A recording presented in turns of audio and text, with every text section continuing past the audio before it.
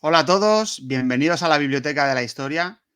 En el programa de hoy volvemos a tener el placer de contar con Sergio Alejo Gómez, escritor e historiador, y en esta ocasión nos vamos a remontar mucho más atrás en el tiempo de lo que lo solemos hacer normalmente, y es que vamos a hablar de los hititas, un pueblo de la Edad de Bronce que formó un imperio en la zona de la actual Turquía, el norte de Siria y las costas del levante del Próximo Oriente. Recordad que ya hicimos un programa de la aparición por esta zona del globo, de los denominados como pueblos del mar, en el que analizamos con Sergio Alejo y Ángel Portillo las posibles causas del desmoronamiento de los pueblos que dominaban estos territorios en los alrededores del 1200 a.C., entre los que se encontraban los mencionados hititas, los micénicos y, por supuesto, el antiguo Egipto. Y volvemos a remontarnos tanto en el tiempo porque el amigo Sergio ha escrito una nueva novela titulada Odisea de Bronce y Hierro, que nos la va a presentar hoy antes de meternos en materia con los hititas. Bienvenido, Sergio. Hola, Gerión, ¿qué tal? Un placer estar de nuevo aquí y más cuando es una celebración como esta, ¿no? Que es la presentación de mi nueva novela, un proyecto diferente, ¿no? Porque me he Sí, salido totalmente de la zona de confort, ¿eh? ¿Quién lo iba a decir?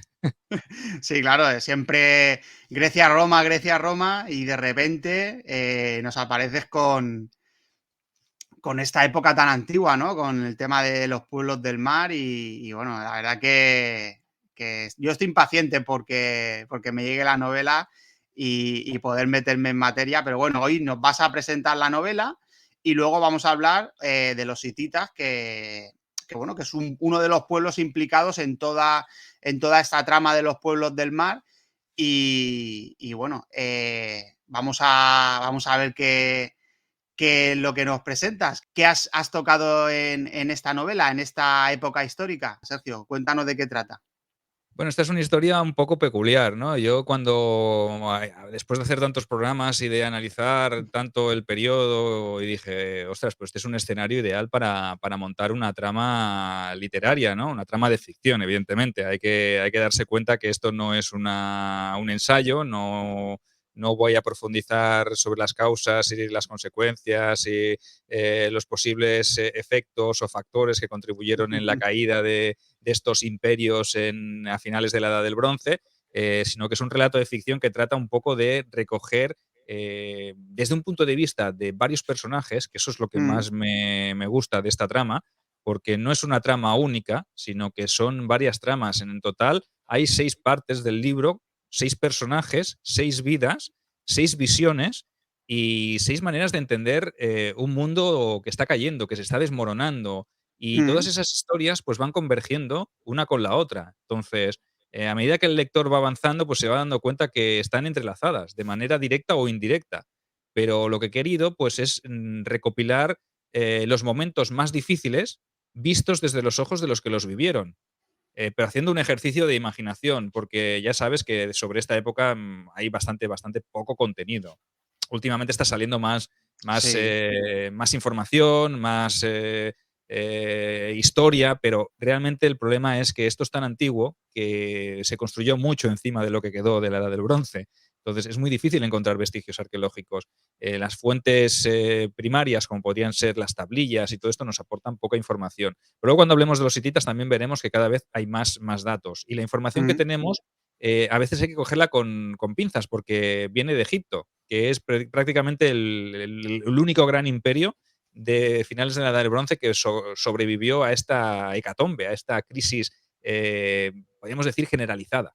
Entonces, mm, esa información ya sabemos cómo eran los faraones. En este caso, Ramsés III, ya sabemos que al tipo le iba, pues, yo no sé si era el nombre, ¿no? El nombre de Ramsés iba ligado mucho a la propaganda y al querer quedar bien, pues todos esos relieves del templo de Medinet Habu, pues lo que nos dan, pues, son información realmente sesgada, ¿vale?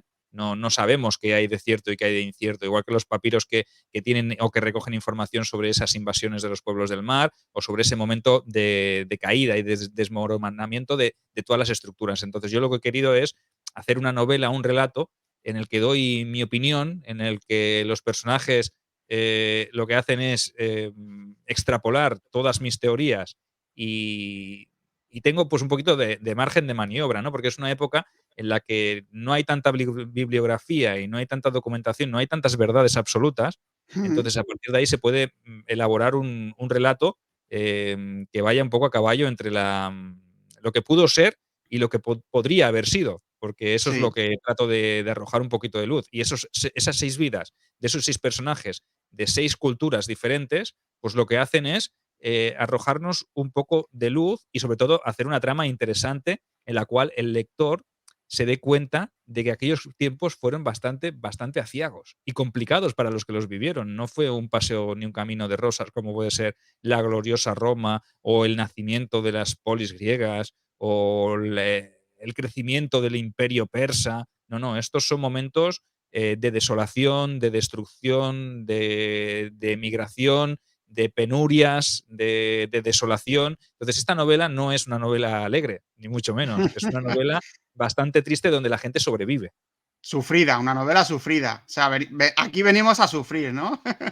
Correcto, quiero dar esa sensación, la que podía haber experimentado una persona que estaba acostumbrada a una vida normal y que de repente todo cambia, ¿no? Y es un cambio progresivo, no es una Mm, cosa que pase de la noche a la mañana, en algunos puntos sí, pero sí. claro, todo lo que ocurre en la Grecia continental acaba afectando a la zona del Levante, acaba afectando a los hititas y acaba rebotándole a los egipcios. Entonces, no es que sea todo en el mismo año, sino que es un movimiento continuo y progresivo, y lo que pasa en Grecia a los 5, 15, 10 años, pues afecta, tiene sus consecuencias en el imperio hitita o en el imperio egipcio, por ejemplo. Entonces, hay que ver eso como un movimiento que a lo mejor la gente se piensa, no, es que esto pasa y de repente un día nos levantamos en la edad del bronce y al día siguiente ya es la edad del hierro o la edad oscura porque esto se ha desmoronado de un día para otro. No, no, es un cambio progresivo, una Mm, transformación progresiva, ¿no? Y el que está en Egipto pues está viendo o está recibiendo noticias en aquel momento como se podían recibir, pues de cosas que están sucediendo en el imperio hitita o en la ciudad de Ugarit o en Anatolia, lo que sea, pero lo está recibiendo pues como a cuentagotas y a lo mejor mucho tiempo después, porque la información no llega, ¿no? Entonces hay que ver cómo se desestructura todo el entramado político, cultural, social, económico de todo el Mediterráneo oriental. Entonces asistimos a un momento de cambio. Yo lo que quiero es que la gente lo entienda a través de los ojos de esas personas y de sus propias vivencias. Entonces, por suerte para mí, hay mucho margen de maniobra, pero es que encima, al ser una novela de ficción, pues me permite también echar un claro. poquito de cosecha propia. Mm. Claro, recomiendo el programa que hicimos sobre los pueblos del mar, creo que se titula El fin de la Edad del Bronce, en el Ujú. que tú y Ángel Portillo estuvimos hablando de cuáles pudieron ser las causas, en la que más o menos llegamos digamos, a la conclusión de que una sola causa no podía haber acabado con todos estos imperios. Y es muy interesante. Y bueno, claro, en tu novela nos encontraremos también mucho de esto, ¿no? ¿Es así? Claro, los pueblos del mar son una consecuencia de algo, no se puede decir que sean la Claro. causa. Entonces, sería decir, es que claro, todo lo hacen y lo arrasa esta gente, pero vale, lo arrasa en determinados momentos, pero es que todo había cambiado, todo se estaba transformando. Esa gente, ¿de dónde viene? ¿De dónde Ujú, procede? Entonces, yo lo que intento es, siguiendo un poquito la estela del programa ese que hicimos, del final de la Edad del Bronce, pues explicar todo este proceso de manera novelada y dando por hecho que no fue solo una causa, ¿vale? Sino que hubo muchos factores que implicaron que aparecieran esos pueblos del mar y que hicieron pues que se produjeran esas invasiones. No es que la edad del bronce termine con las invasiones de los pueblos del mar. claro. Es que los culpables son los pueblos del mar. A por ellos, que son lo peor, los pueblos del mar. No, no, a ver, hay que tener en cuenta que los pueblos del mar son una consecuencia de algo también. Ujú, Y no son los exactamente. únicos causantes de la caída del porque a lo mejor, si el imperio hitita hubiese sido lo suficientemente fuerte, ¿vale? Hubiese tenido, la solvencia que tenía un siglo antes de que ocurriera eso, los pueblos del mar no hubiesen sido suficientemente potentes como para poderles hacer caer, ¿vale? Entonces, tiene que haber algo que haya hecho que esos pueblos del mar se hubiesen colado por esos agujeros que quedaron en las fronteras, porque también mientras los hititas, ahora lo hablaremos, pero mientras los hititas tenían las invasiones de los pueblos del mar que les venían desde la parte occidental, por oriente tenían a los asirios, por el norte tenían a los gasgas, tenían una sublevación interna de una dinastía que Sí, estaba en plena guerra civil. O sea que todo provocó pues una serie de factores, como dijimos en su momento, pues esas hambrunas, esa sequía, eso que provocó que los micénicos se lanzaran al mar y se convirtieran en piratas, porque sí, muchos de los pueblos del mar venían de la antigua Grecia, eso provocaría que al final los hititas acabaran cayendo. Y Egipto cayó, no cayó pues de milagro, pues porque tenía a Ramsés y Ramsés hizo seguramente algo que los hititas no les dio tiempo a hacer. Y Egipto estaba bien abastecido, porque sí. hay indicios también, hay información en los cuales en tiempos de Merentab, incluso a finales a finales del siglo XIII, ¿vale? Antes de Cristo, en torno al 1207, 1206, Merentag estaba enviando barcos cargados de grano al imperio hitita, porque es Sí. que no tenían para comer. Entonces, hay una carestía importante en el norte y Ujú. Egipto está ayudando, y eso hay un testimonio escrito donde lo explica. Entonces, si están recibiendo ayuda, es porque hay algo más que los pueblos del mar. Entonces, por eso hay una serie de factores globales que no hay que entenderlos como uno solo, sino que hay que aunarlos todos y concadenarlos. Entonces nos encontraremos por qué cayeron los grandes imperios, o por qué cayó la ciudad de Ugarit en un momento determinado, o por qué Egipto se vio invadida por todos los frentes. Porque no solo fueron los pueblos del mar que vinieran por la parte occidental, sino que estaba recibiendo también invasiones por la parte oriental, por la parte de Libia. Por allí también Ujú. entraban tribus nómadas y el faraón Merentag y Ramsés III luego tuvieron que librar muchas y muchas y muchas campañas contra estos invasores. O sea que realmente estamos asistiendo a un momento de desestructuración y de caída de toda la organización política, militar, social, poblacional incluso, ¿no? Demográfica de todo el Mediterráneo oriental. Estamos asistiendo a un momento muy, muy crítico. Y esta novela, pues, os la recomiendo que os la leáis porque también es un ejercicio de reflexión, Mm. que es lo que he querido hacer yo. No todo es bonito, ni todo es un camino de rosas, sino que hay gente que hace cosas que no haría jamás y que lo hace por sobrevivir. Y tu instinto te hace hacer atrocidades y te hace cometer actos que serías incapaz de cometer en otras circunstancias. Y esto es lo que son, ejercicios de superación y de supervivencia. Cuando no tienes nada, no tienes nada que perder, pues haces cosas que no harías jamás en otras Exactamente. circunstancias. Entonces, estas novelas, pues esta novela y estas historias vienen a definir lo que está ocurriendo. Y lo defino desde los ojos de un micénico, de un habitante de Micenas que lo pierde todo y no le queda más que lanzarse al mar, y lo defino desde una mujer que habita en Ugarit hasta el capitán de la guardia de Ugarit que tiene que huir con su rey a buscar ayuda al imperio hitita y se encuentra toda la realidad, y luego desde los ojos de un oficial de carros de Ramsés, también desde el hijo de ese micénico que ataca a Egipto, forma parte de esta invasión de los pueblos del mar que vienen desde tierra, y Mm. luego desde la perspectiva del faraón Ramsés III en la batalla del delta del Nilo, que tiene que Qué bueno. defender el delta de la invasión de la flota de los pueblos del mar. Entonces, Ujú. son 6 historias, 6 visiones, y cada una tiene su realidad. Entonces, todas ellas luego se entrelazan. O sea Qué que es bueno. que es una, es una historia que dices, jolín, tiempos críticos. Por eso me salgo de la zona de confort, pero es que además de salirme de la zona de confort, no voy a hacer nada de misterio, ni de intriga política, ni de nada. Aquí hay meramente supervivencia e historias Mm. de tragedia y de dolor. Es que no hay otra cosa. Es que ese momento no hay alegría. No la puedes meter porque sería también No, una ucronía, ¿no? claro, exactamente. Joder, pues nos lo has pintado muy bien, ¿eh, Sergio? Así que nada, ya la leeremos y comentaremos a ver lo que nos ha parecido la novela. Y bueno, los oyentes que la lean, que pongan en la zona de comentarios lo que les ha parecido y eso, o sea, que va a ser, se puede abrir un debate, ¿no? En la zona de comentarios.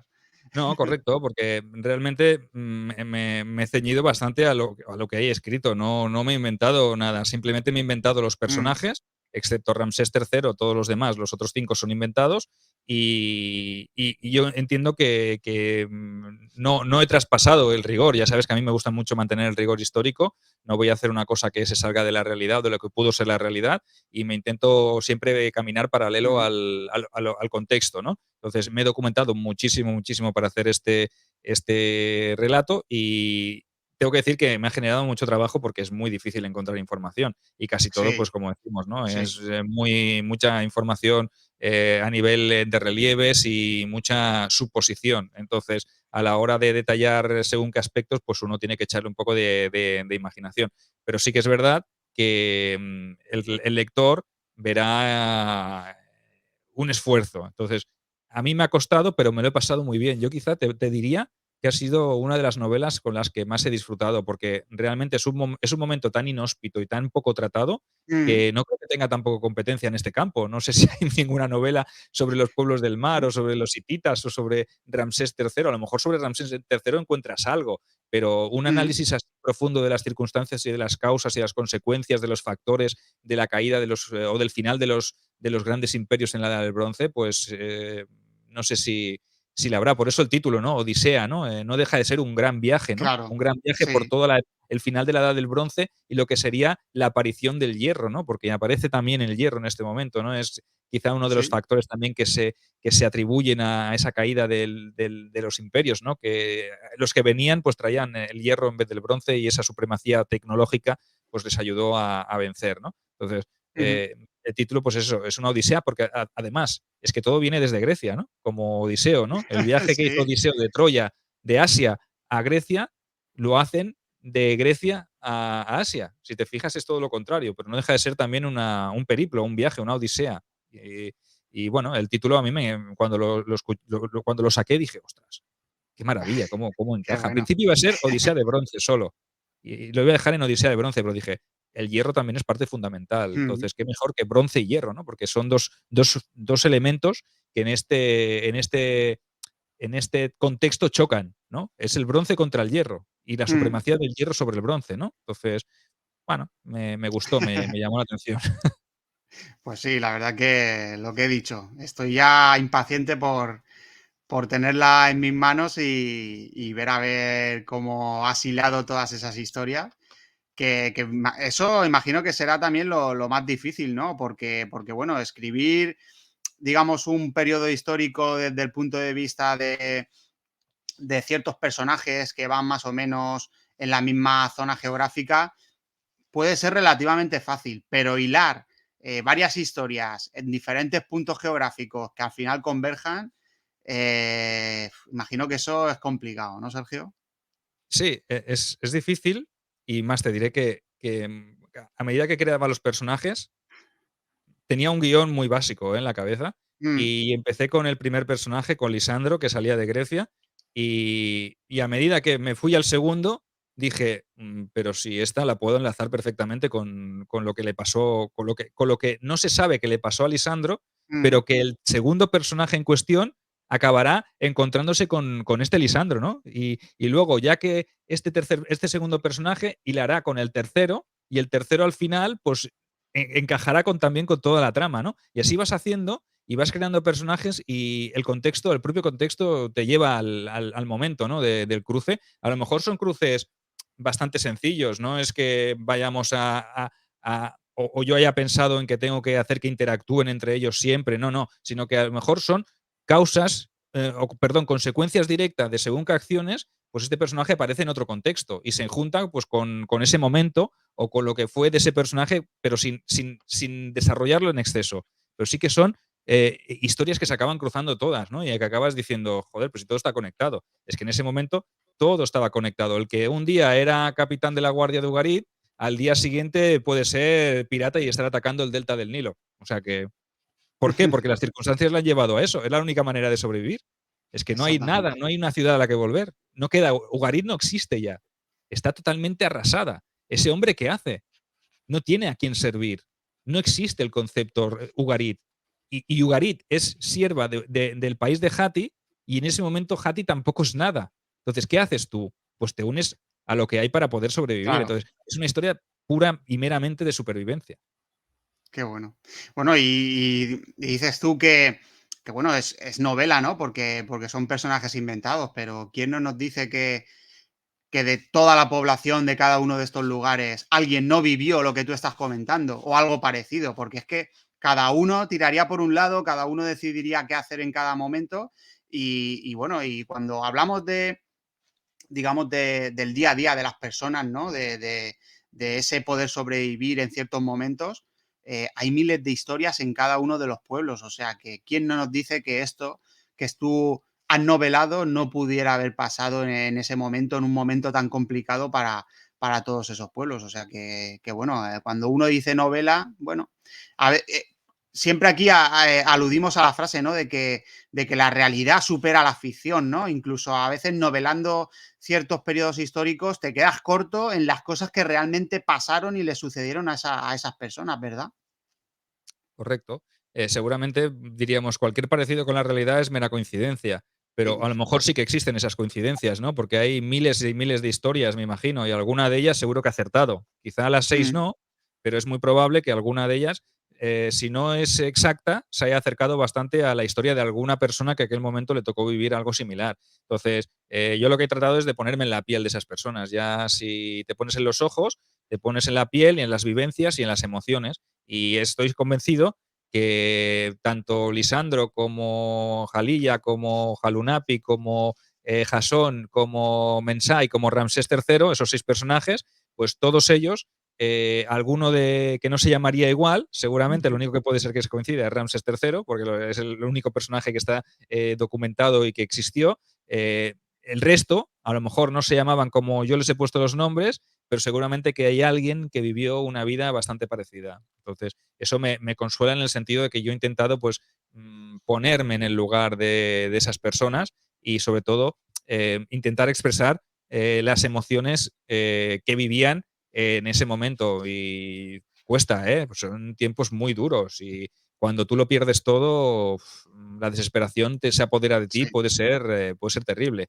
Y a veces dicen, hostia, es que se lo he dejado a leer a cierta persona y me dice, hostia, es que empieza, vaya historia más Empieza dura. fuerte. Sí, sí, empieza durísima, ¿no? Con un dolor y con tragedia. Digo, bueno, ya, pero es que quieres que te explique los pueblos del mar o el final de la Edad del Bronce con flores y risas y tal. No, es que no te lo puedo explicar porque seguramente no fue así. A lo mejor una persona se lo tomaría así, pero el resto de la gente que se vio afectada por este momento de crisis global lo estaría pasando fatal y habría mucha, mucha desgracia, mucha, mucha más de la que la gente se puede llegar a Claro. imaginar. Y si lo transmites, pues bueno, la gente está acostumbrada a que yo no explico las cosas de esta manera y el primer sorprendido soy yo. Pero yo cuando lo leí, lo releí y lo reescuché, porque me los puse en audio luego como si Mm. los estuviera escuchando en audiolibro, dije, joder, se me queda hasta mal cuerpo, ¿no? Hay veces que me escuchaba diciendo, yo he escrito esto, digo, hay que tener Retorcido. estómago, hay que tener estómago para poder expresar estas cosas, ¿no? Pero es que La son las vida desgracias. misma. La vida Sí, misma, Sergio. La vida correcto. misma, claro. ¿Qué pasa? Claro, imagínate, un relato bonito, ¿no? De la Primera Guerra Mundial, ¿no? De las trincheras en la Primera Guerra Mundial. Un relato bonito de los campos de concentración y de exterminio en la Segunda Guerra Mundial. Pero claro, si es que aquí el final de la Edad del Bronce, ¿no?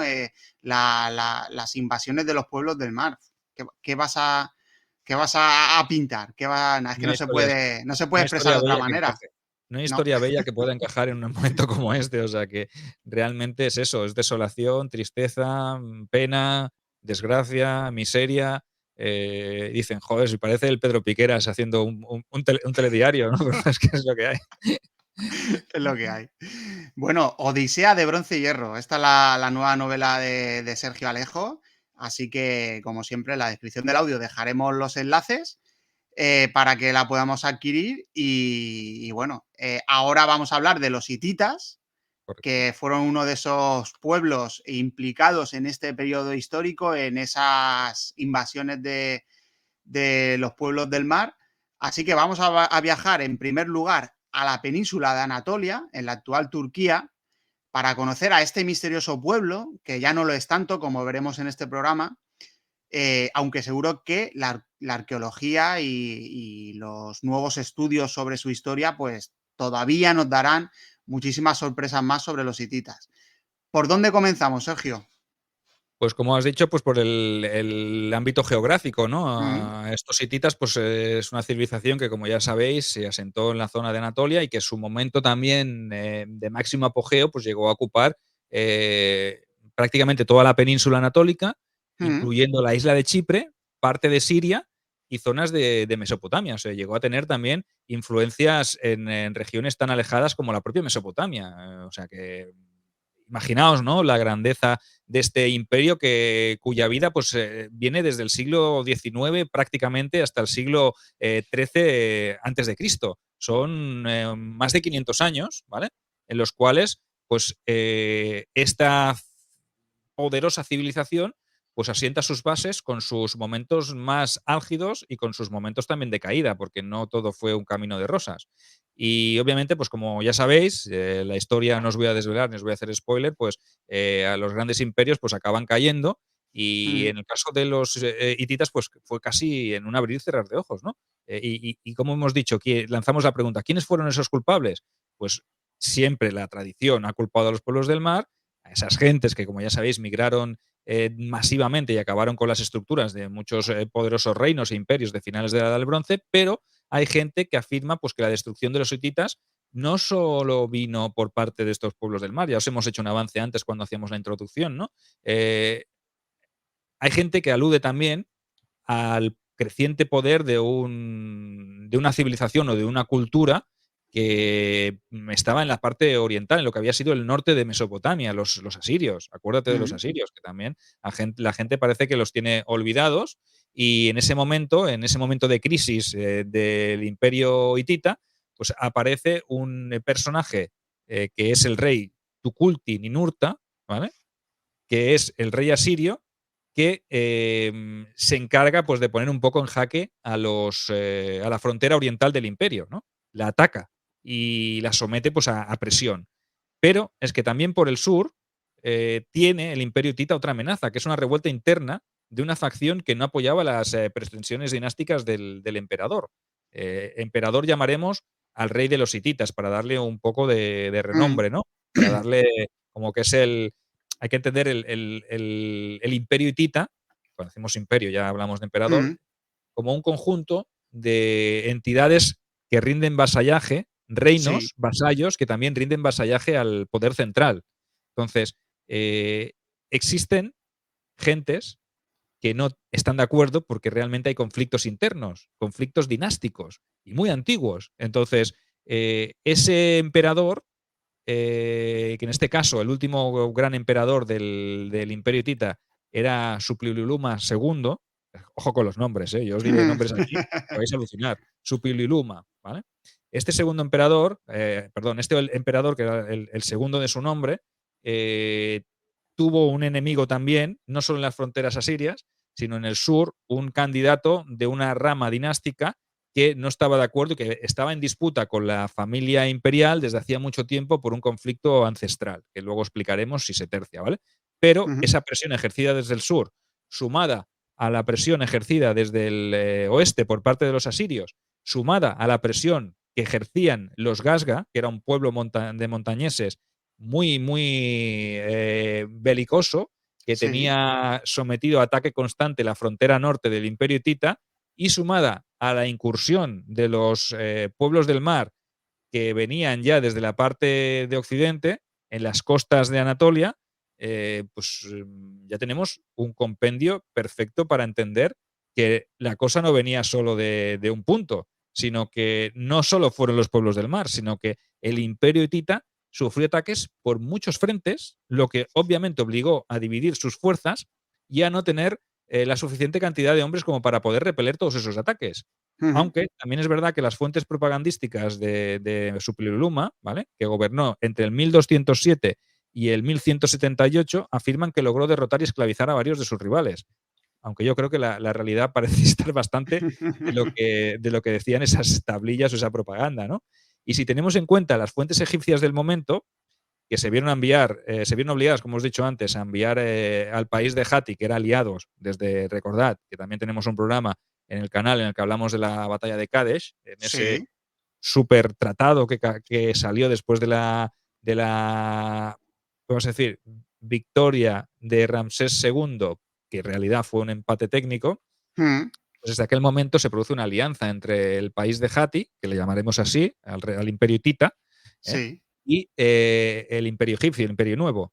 Pues el faraón Meremtag, ya lo hemos dicho antes, tuvo que hacer un envío de grano para que el imperio hitita no cayera, porque realmente estaban sufriendo una crisis bastante dura, una crisis a nivel económico, ¿vale? Mm, Carestías, Fíjate, sequías. fíjate, Sergio, para hacer aquí, si me permite, un inciso. Eh, he escuchado que claro, la batalla de Kadesh, digamos que fue el punto final, ¿no? De esa guerra que llevaba el imperio hitita y el imperio egipcio durante ya años, ¿no? Esta era porque claro, al principio el imperio egipcio estaba un poco relajado, pero cuando vio que el imperio hitita se iba expandiendo y le iba comiendo terreno, al final, pues hubo una guerra y esta batalla de Kadesh fue, digamos, el final.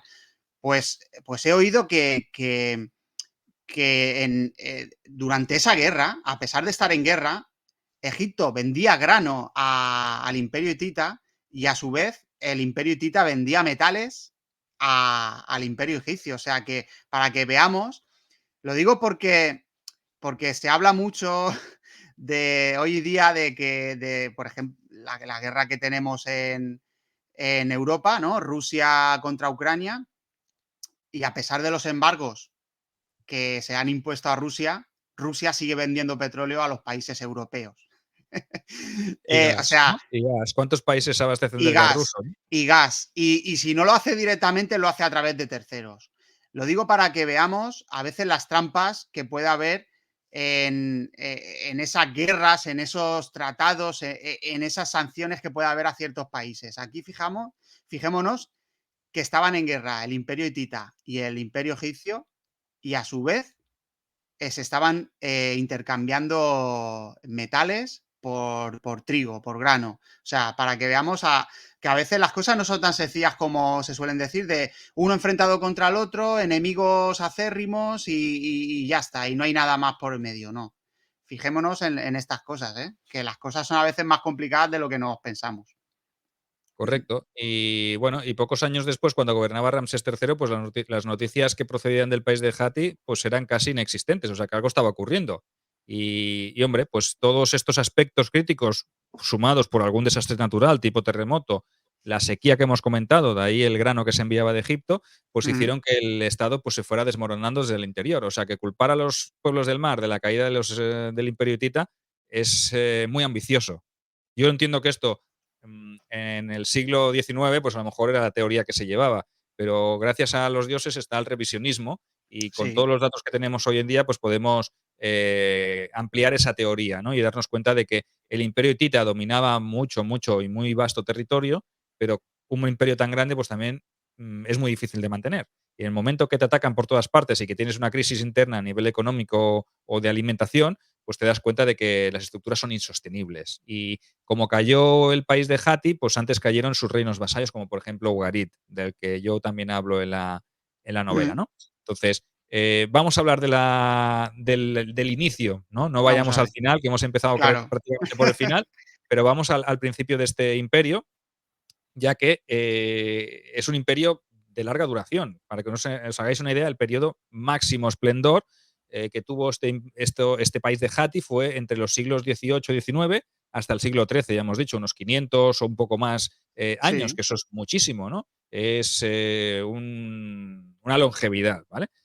Comparado con el Imperio Romano, no lo es tanto, pero bueno, también es verdad que eran tiempos diferentes y momentos diferentes, ¿no? Mm, Haciendo un poquito de historia sobre el pueblo de los hititas y sus orígenes, pues parece ser que pese a que no disponemos de muchas fuentes sobre el origen geográfico, se habla de que eran de las estepas de Asia Central y que emigraron hacia la parte de Anatolia y a su vez sabemos que hablaban lengua indoeuropea y que lograron imponerse a los habitantes originales de la zona culturizándolos y asimilándolos de manera general. O sea que no sabemos si fue de forma pacífica, por las armas, aunque también posible pues, que fuera también con una combinación de ambas, ¿no? De fuerza y de, y de negociación también, ¿no?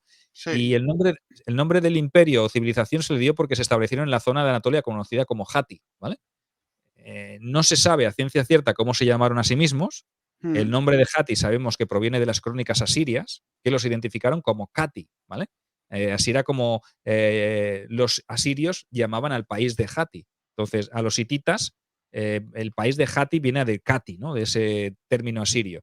Y por otra sí, parte, los egipcios les denominaban Geta, que es la transcripción del jeroglífico común, que es HT, porque sabed que los egipcios no tenían vocales. Entonces, ahí está un poco la historia, ¿no? Conocemos a los hititas no tanto por el nombre que tenían ellos, sino por el nombre que les daban las civilizaciones que estaban alrededor.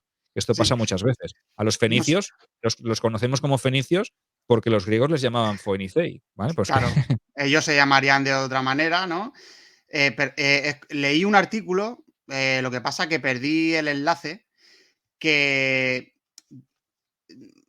dicen que puede ser que ellos se llamaran Neses o Nesa o algo así, por, digamos, por la zona que ocuparon en un principio, ¿no?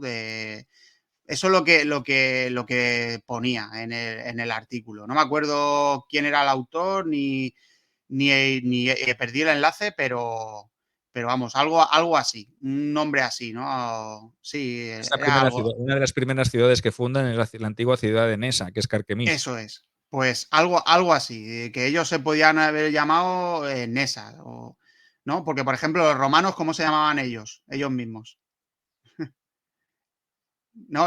Los romanos eran Quirites, ¿no? O algo así, Ah, ¿no? Ellos sí, se llaman. sí. Pero Los, Quirite era como ciudadano. Quirite era el que es- tenía la ciudadanía romana. por Entre eso, pero ellos se llamaban nosotros a Quirites, sí. todos los llamamos romanos, ¿no? Y creemos que uno a otro, no, tú eres romano, ¿no? Bueno, Ah, tú entre eres ellos, Quirite. a los que tenían la ciudadanía romana se llamaban Quirite, ¿no? Igual que has comentado lo de los fenicios.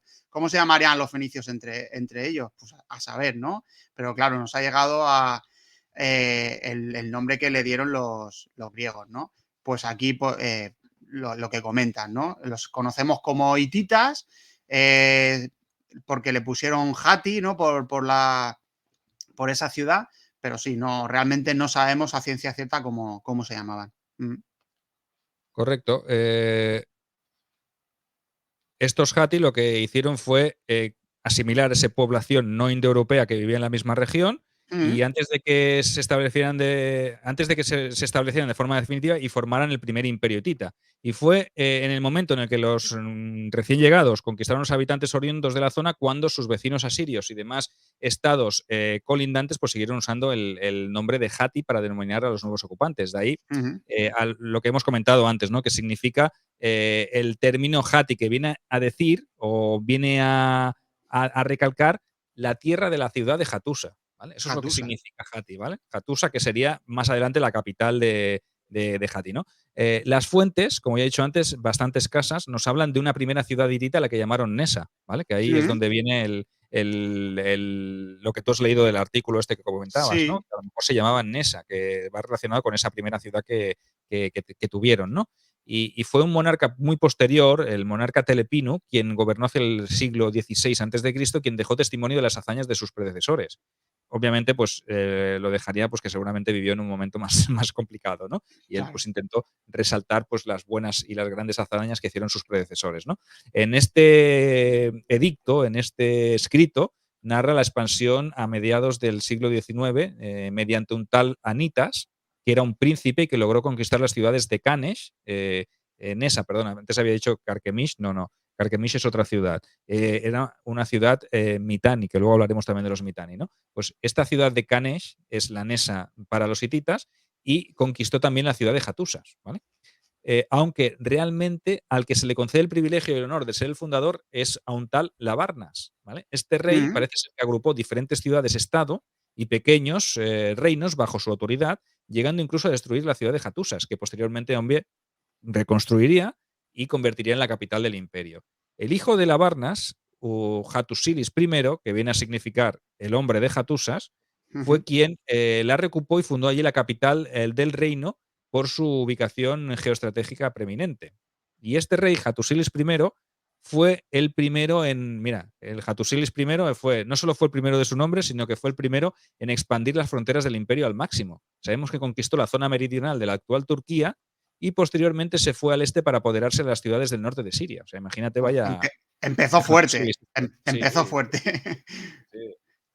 Sí, Pero bueno, fíjate, creo que en ese artículo también mencionaban que, al igual que digamos, no, iba a decir una barbaridad, ¿no? El primer emperador César, ¿no? Iba a decir.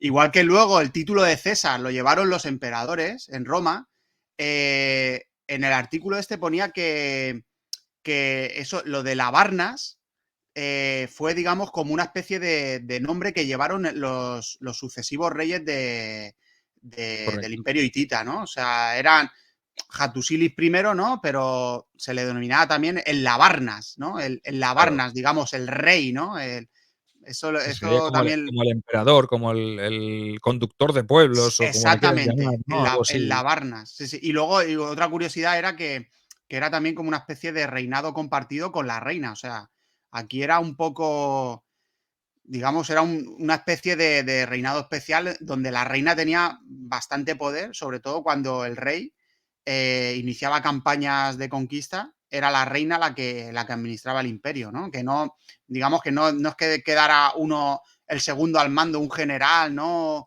no, era la reina la que quedaba en la capital y era la que administraba el imperio en ausencia del rey, ¿no? Esto también es curioso, ¿no? En un pueblo tan antiguo, ¿no? Que se hiciera esto. Qué poco tenemos y cuánto nos queda por saber de las culturas orientales del Próximo Sí. Oriente de la Edad del Bronce, ¿no? Que a lo mejor Ujú. eran mucho más matriarcales de lo que creemos, ¿no? Sí. Esto pasaba, por ejemplo, en Creta con las mujeres cretenses, ¿no? Que tenían mucha más libertad que lo que tuvieron luego las mujeres griegas, ¿no? Entonces, realmente, esta información espero que algún día podamos tener muchos más datos sobre la Sí. civilización o el pueblo hitita, porque es increíble todas las cosas que nos quedan por saber y a ver esas tablillas de las que hablaremos luego, a ver qué están arrojando, Ujú. qué están arrojando a la luz y qué información nos están dando, ¿no? Sí, sí. Bueno, después de Hattusilis I, pues vino su nieto, Mursilis I, ya que repudió a su hijo como heredero, seguramente no sería o no estaría capacitado para el Ujú. trono, pues este Mursilis I logró incluso conquistar la ciudad de Alepo e incluso dicen las fuentes que llegó hasta Babilonia y la saqueó. O sea que, Buah. imaginaos, ¿no? Un rey conquistador y se dice también que la distancia de la capital de Hattusas hasta Babilonia pues hizo prácticamente imposible que la ciudad quedase bajo la órbita hitita, por lo que se vieron forzados a abandonarla. Imagino que con las bolsas llenas, ¿no? Y esta Claro. gesta no sirvió de mucho, pues el ejército fue vencido por otro pueblo en el camino de regreso. Un pueblo de origen hurrita, ¿eh? De los que constituyeron un poderoso imperio como es el de los Mitanni, otro de los grandes eh, protagonistas de la Ujú. historia de edad media del bronce, ¿no? Porque digamos que estamos en un momento bastante antiguo todavía, ¿no? Ujú. Y estos Mitanni emergerían como un nuevo poder que contrastaría, contrarrestaría el control de los hititas en la zona de Anatolia, sino estarían pues en la zona norte de Asiria, colindantes con la frontera, digamos, más oriental del imperio hitita. En la ciudad más importante de estos Mitanni sería la ciudad de Carquemish, ¿vale? Mursilis I logró regresar a su capital, pero allí fue asesinado por su propio cuñado. O sea que hay que tener cuidado también con las familias, que ríete tú de los romanos y de los persas, pero ojo también con los hititas, ¿eh? Aquí no se salva ni el tato, ¿eh? Sí. Sobre los monarcas posteriores poco se sabe, más bien podría decirse que se limitaron a mantener los dominios a salvo de los ataques exteriores, sobre todo de los Gasga, esas tribus salvajes que hemos dicho que estaban al norte de Hattusas, y a este periodo de inestabilidad política y militar se le suele llamar Imperio Medio, aunque solo hay Imperio Antiguo, Imperio Nuevo, ¿no? Para asimilarlo un poquito al Imperio Egipcio, que más o menos se mueve en estas nomenclaturas, ¿vale? El Ujú. Imperio Egipcio fue el Imperio Antiguo, el Imperio Medio y el Imperio Nuevo, con los periodos intermedios que eran los primer periodo intermedio, segundo periodo intermedio, que son esas épocas de crisis donde el Egipto faraónico pues, fue sometido en principio por los Hicsos, por una tribu Ujú. procedente de Asia, y luego fue sometida por una dinastía llamada Tebana. Hubo como una especie de periodos de conflictos internos, de guerras civiles que dividieron el país del Nilo, ¿no? Pues lo mismo, para intentar entender la historia del imperio hitita, pues se divide imperio antiguo e imperio nuevo. Y entre medio, pues este imperio nuevo, este imperio medio, sería un periodo de crisis. Un imperio en el cual los que tienen el poder son los Mitanni, ¿vale? Ujú. Cuando están empezando a asumir cierto control. No será hasta el final del Imperio Medio cuando los Mitanni sean derrotados y sean absorbidos por los hititas e integrados dentro de su órbita, ¿vale? Pero en este momento, el Imperio Antiguo eh, acaba cuando este periodo de inestabilidad política y militar llamado, o le llamaremos Imperio Medio, es cuando aparecen estos hititas, ¿vale? Pues el Imperio Antiguo sería el de los primeros monarcas, hasta tiempo de Mursilis I. Tras la muerte de este, se iniciaría este periodo intermedio, este Imperio Medio, el periodo en el que los hititas tuvieron que afrontar situaciones tan graves como la de los Mitanni, por ejemplo, y fue el Imperio Medio cuando apareció el nombrado Telepinu. Acuérdate de ese Sí. monarca que hemos dicho que se encargó de poner por escrito las hazañas de sus predecesores, pues tratando obviamente de aferrarse a un pasado glorioso. Además, Telepinu lo que hizo fue establecer un edicto para asegurar el ascenso de los herederos al trono, que garantizase la continuidad de la dinastía real. Pues esto está muy claro.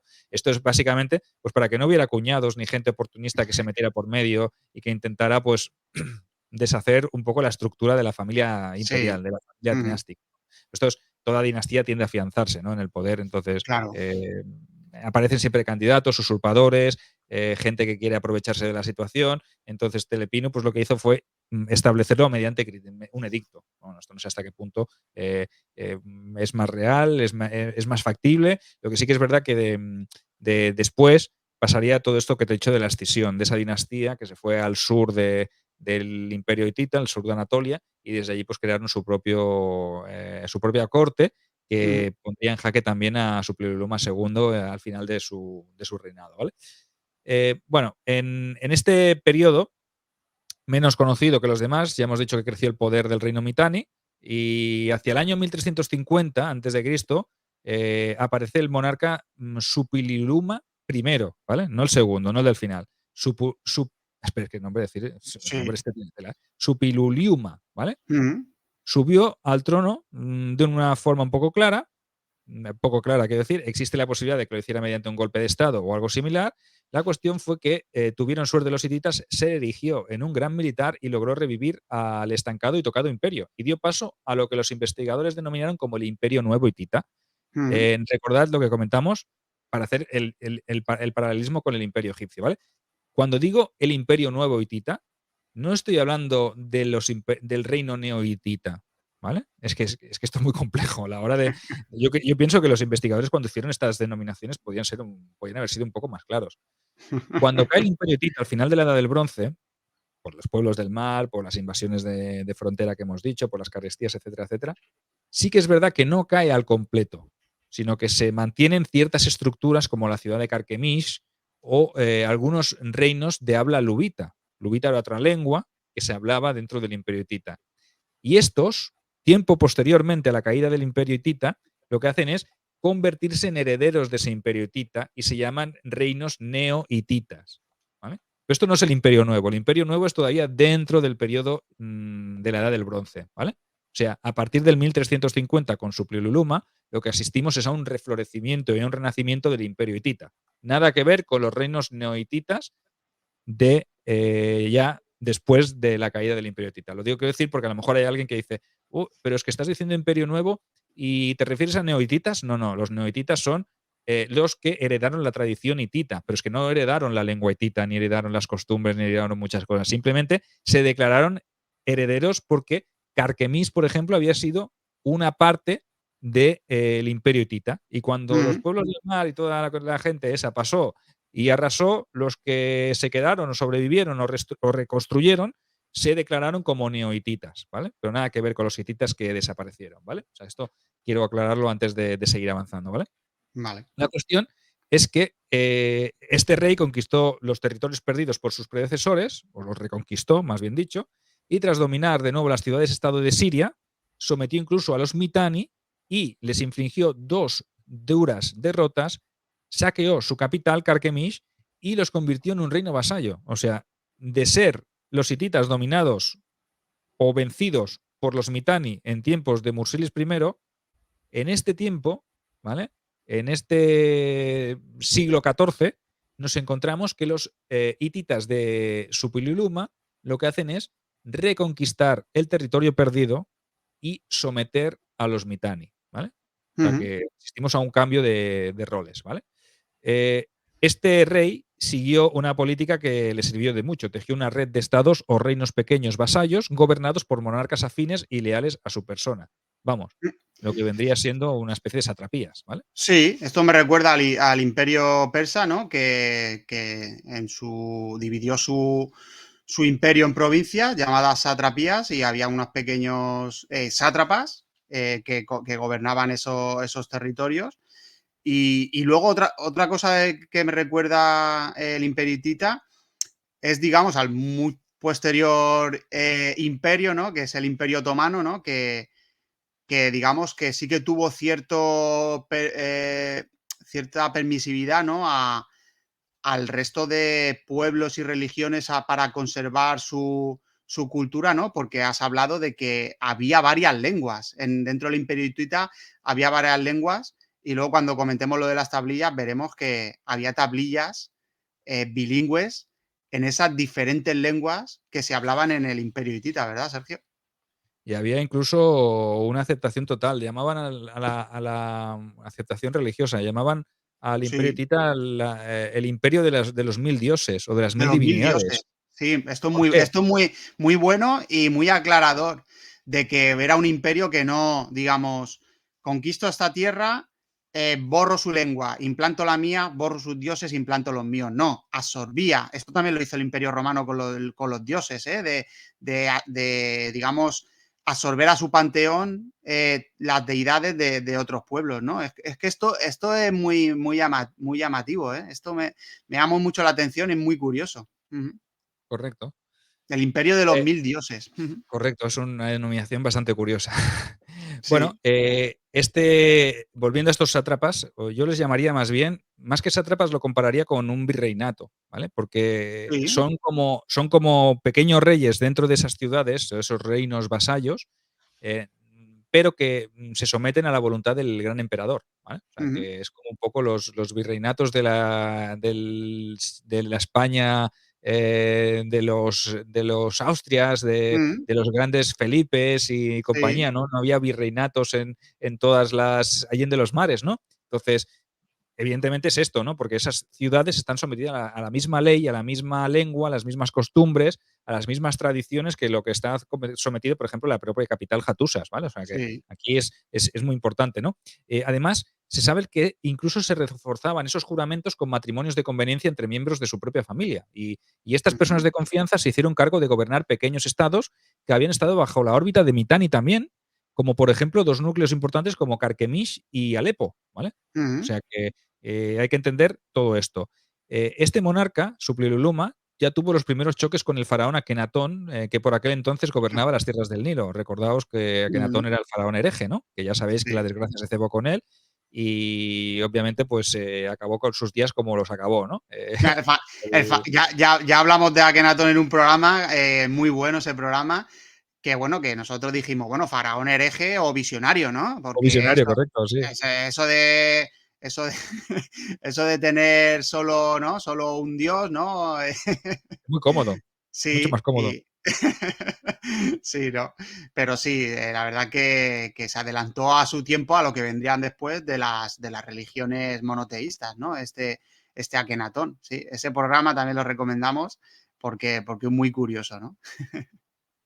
Bueno, pues Supliluma sabemos que murió como víctima de una de las miles o millones de epidemias que asolaban las zonas de los territorios de todos los grandes imperios, ¿no? Realmente, las Mm. epidemias y las pestes, peste hay que entender cuando decimos peste que decimos plaga, ¿no? La peste Plaga, era como decir plaga en general. enfermedad, epidemia, pandemia, sí. Claro, hay que entender que en aquel momento, a lo mejor, por una gripe o una epidemia de gripe mataba a miles de personas, ¿no? Entonces, claro, Mm, incluso eso, por mucho que seas el rey o el gran emperador, Ya hemos dicho que las epidemias no entienden de clases sociales, ni de género, ni de condición social, ni de religión. O sea que en este aspecto, pues Suppiluliuma, en su grandeza, pues fue abatido por una epidemia, como muchos Ujú.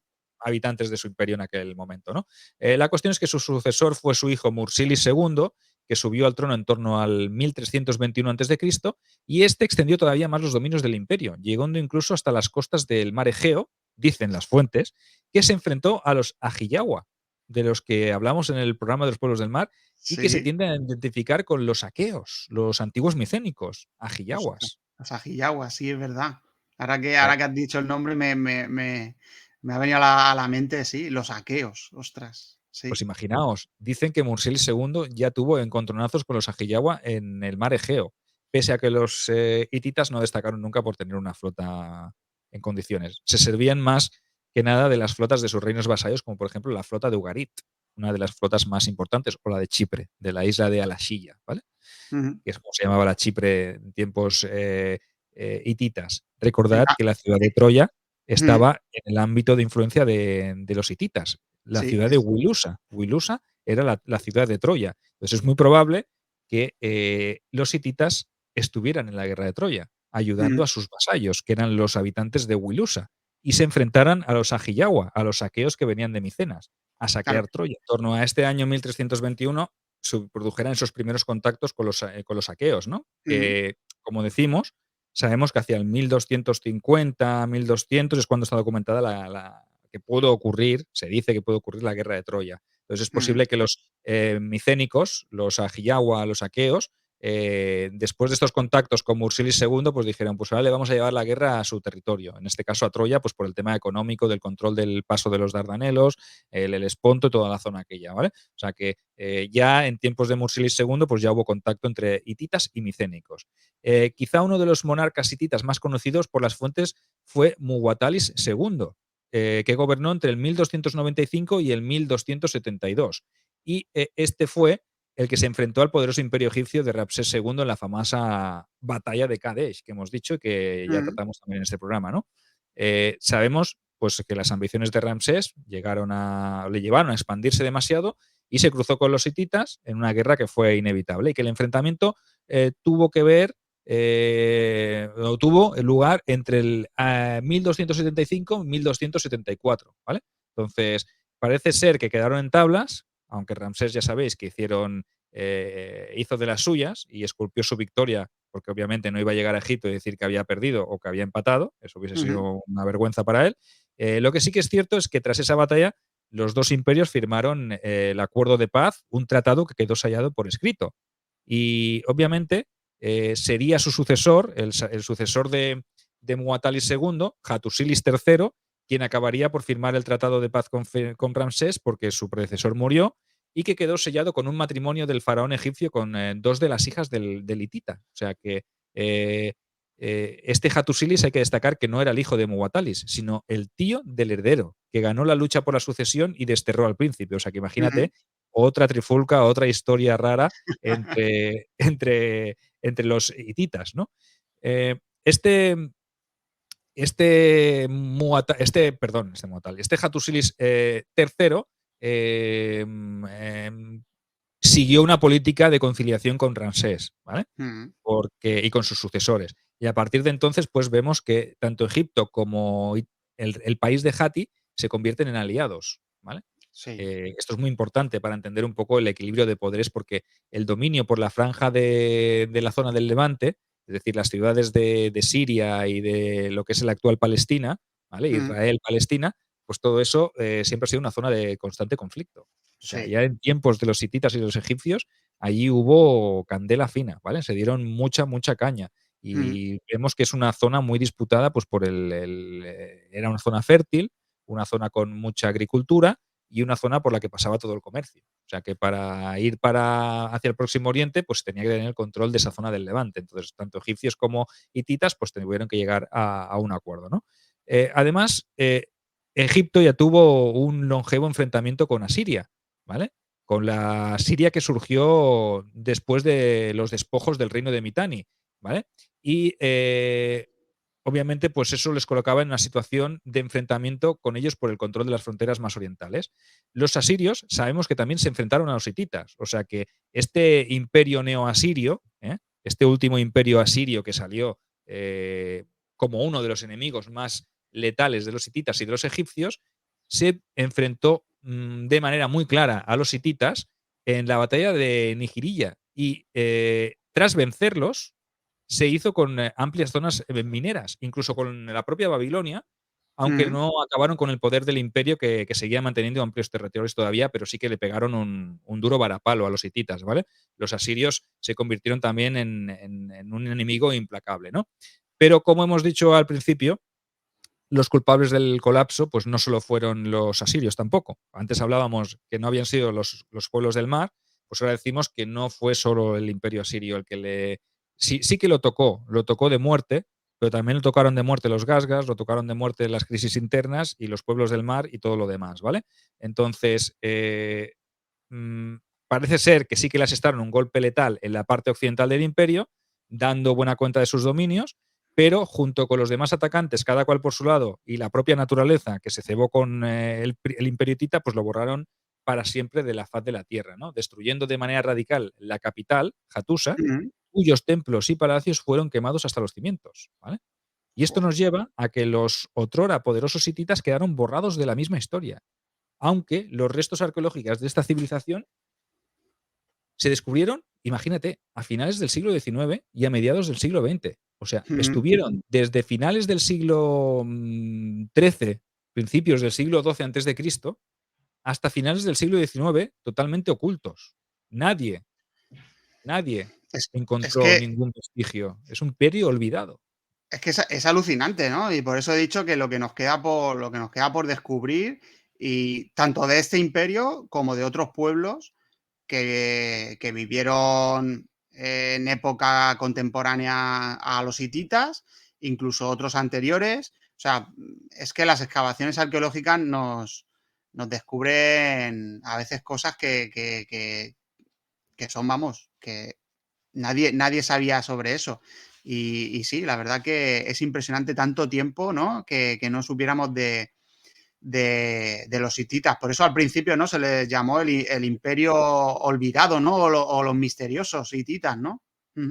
Bueno, pues si te parece, hablamos ahora del redescubrimiento de la civilización hitita, que esto también es un Mm. proceso muy interesante, que se descubrió o se redescubrió, como hemos dicho, a finales del siglo XIX, principios del siglo XX. Fue un redescubrimiento muy continuo, con hallazgos prácticamente cada año. Se hicieron muchísimas, muchísimas excavaciones arqueológicas, muchos trabajos de prospección y, evidentemente, se descubrió que había sido destruida de una manera violenta, o por lo menos abandonada de una manera repentina, con unos estratos de destrucción bastante evidentes, ¿no? Con incendios, con guerra, con violencia. Entonces, los hititas hay que destacar que ya habían sido nombrados por las fuentes, sobre todo en la Biblia. Aparecían los hititas, pero tampoco se les daba una importancia como si fueran un pueblo excesivamente importante.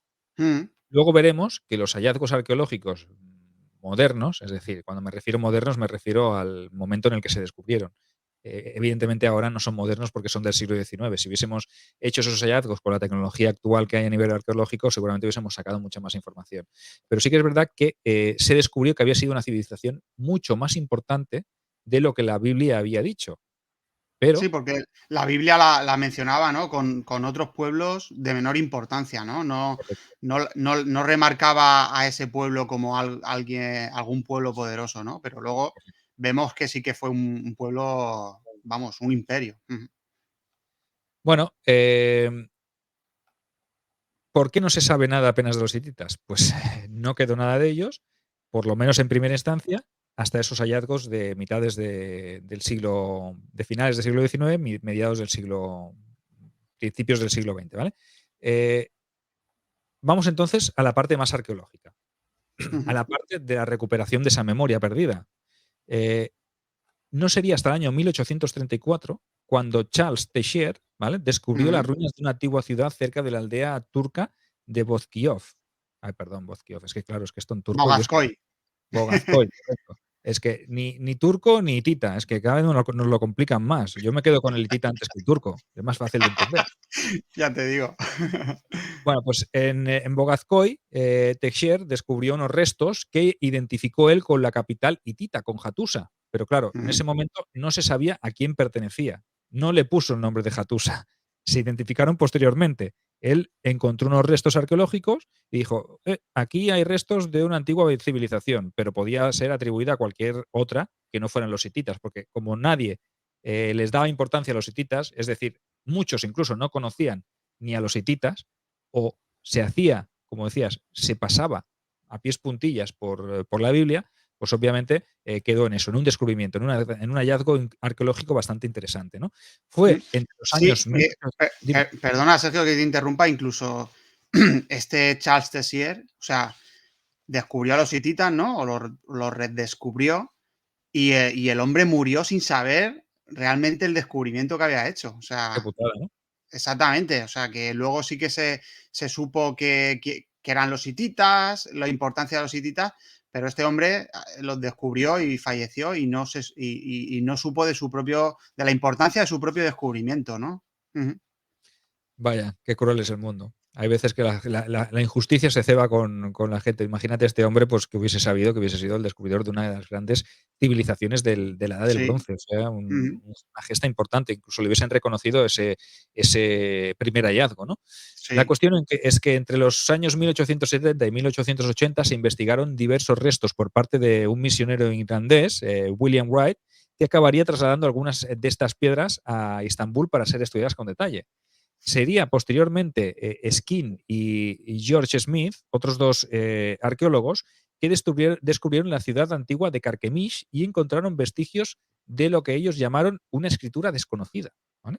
O Ujú. sea, tampoco todavía, en esta década de los 70-80, tampoco sabemos o no se sabía que eran hititas. Simplemente le pusieron a esa escritura el nombre de lengua desconocida, porque no la sabían traducir, no la entendían, no la pudieron comparar con ninguna otra de ninguna civilización conocida o que hubiese sido ya descubierta y estudiada. Entonces, eh, quedó así como escritura desconocida. Y esta sería la misma escritura que encontraría posteriormente en el año 1879 Henry Sayce en la ciudad de Esmirna. O sea que estamos viendo que había una similitud de lo que se encontraba en Carchemish, en la parte más occidental de lo que había sido el antiguo imperio hitita, y en la zona de Esmirna, que estaba en la parte más occidental de la península anatólica. O sea que hay Ujú. una coincidencia. Quiere decir que por lo menos en dos puntos tan distantes se hablaba la misma, o se escribía la misma escritura, se utilizaba la misma escritura. Eso ya es un detalle bastante interesante. Tan solo Ujú. un año después, en 1880, Henry Sayce afirmó en una conferencia ante la Society for Biblical Archaeology, o sea, imagínate, había una sociedad de arqueología bíblica. O sea que, Claro, porque pensemos que, a ver, la importancia de la religión, ¿no?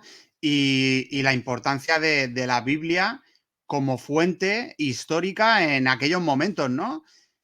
Bueno, mm, aunque al final la historia y los arqueólogos van desvirtuando un poco la Biblia, no podemos quitarle la importancia que tiene la Biblia es una en referencia.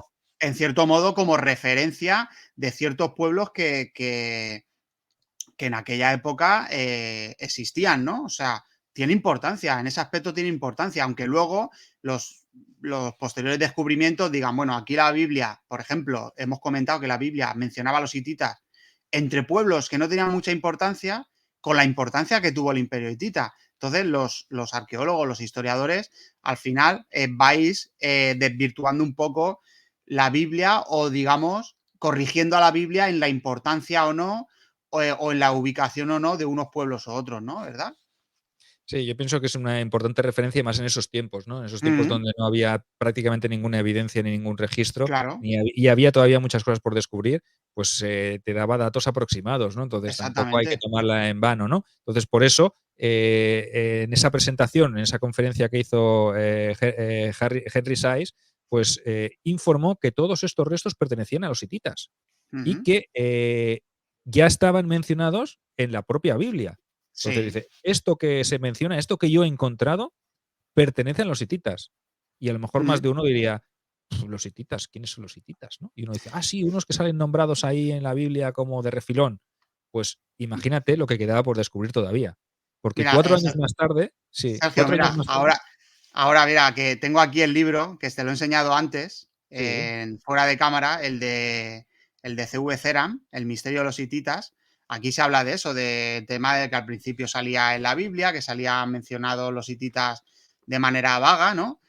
Pero bueno, para que vean los que nos están viendo por YouTube, que tengo aquí el libro este, que es un libro bastante antiguo, ¿no? De Ceram, lo que encontraron en la ciudad aquella con las sí, tablillas de cera. sí, encontraron 10.000 tablillas y este Y el libro. libro mira, voy a hacer una broma, un chiste fácil. Encontraron 10.000 tablillas de cera y el libro de Ceram. Exactamente. Exactamente. Y bueno, que para que veamos que al principio, pues los primeros hallazgos, como estás comentando tú, los primeros estudios, pues recurrían a la Biblia para a ver si había datos, ¿no? Sobre estos hititas. Sí, pues 4 años más tarde, William Wright, recordad que habíamos hablado de él ya Mm, en ese misionero irlandés, pues lo que hizo fue aportar nuevas pruebas a la tesis de Henry Sayce y las publicó en un polémico y atrevido tratado, para el momento, evidentemente, en el que le puso el título El gran imperio de los hititas, con el desciframiento de las inscripciones hititas por el profesor A. H. Sayce. O sea mm, que se tienen en cuenta ya todos estos datos y ya se está empezando a asimilar que toda esta cultura, todos estos hallazgos, esta lengua desconocida o esta escritura desconocida, es ni más ni menos que la lengua de un antiguo imperio mencionado en la Biblia de refilón, pero que es más importante de lo que parece ser, mm. de lo que se le ha dado, de esa importancia que le daba la Biblia. O sea, ojo con los hititas que ya están empezando a coger forma, ¿no? Pero estamos ya en la década de los años casi en el 1885. O sea, que ha Ujú. pasado desde 1834 que Teixier descubre esas ruinas, pues ya ha pasado casi 40 años, ¿vale? O más. O sea, que estamos en un momento en el cual todo está cogiendo forma, ¿no? Y lo que quizás le daría más consistencia a todas esas teorías acabaría siendo el descubrimiento en el año 1887 en Amarna, en Egipto, en un yacimiento de Tel el Amarna, una numerosa documentación de la época del faraón Akenatón, que gobernó entre los años 1352 y 1335 a.C., entre las que se incluía abundante correspondencia con las primeras alusiones directas a los hititas. Buah, ¿Vale? esto O sea que sería aquí la ya, bomba. Al descubrir en Amarna esto, buah, claro, sería, bueno, ya avanzamos con el tema de los hititas. Ujú, correcto. Parece que la cosa coge ya forma y las teorías de Sayce o de Wright comienzan a no parecer tan descabelladas. Yo imagino que más de uno de los que se reiría de ellos en sus conferencias ahora diría, uy, pues nos hemos reído de estos, pero al final, pues como otros tantos, ¿no? Que la gente se ríe de ellos y luego resulta que son gente que sí. se ha documentado y que tenía más razón de la que parecía, ¿no? Pues en Ujú, este caso, pues en 1888, o sea, un año después, Carl Humann y Felix von Lucian lo que hacen es dirigir unas excavaciones en St. Girly e hicieron un hallazgo increíble, una fortaleza hitita con numerosos bajorrelieves y toneladas de esculturas y vasijas de barro cocido. O sea, buah. imagínate todo lo que está saliendo a la luz. Aquella zona era un vergel arqueológico. O sea, que imagínate todo lo que sabía. Cada campaña, cada prospección que se hacía arrojaba una cantidad enorme de información sobre los hititas. Y Ah, en el año 80, dime. Imagino, Sergio, bueno, a lo mejor me equivoco, ¿no? El Museo Británico tiene mucho de esto, ¿no? Pero imagino que gran parte de todo esto lo podremos ver hoy en museos turcos, ¿no? Sí, correcto. O Sí, sea, que sí, sí, sí. eso tiene que ser una pasada. Es que los turcos tienen la suerte de que en su territorio, en la península de Anatolia, ha habido unos imperios impresionantes, ¿no? Nunca, nunca mejor dicho. Y vamos, tienen una fortuna de tener bajo sus pies, vamos, un Podrían hacer inmenso. alguna exposición, ¿no? Los hititas, los grandes olvidados de la Mm. historia, y traerla por todos los museos de Europa, ¿no?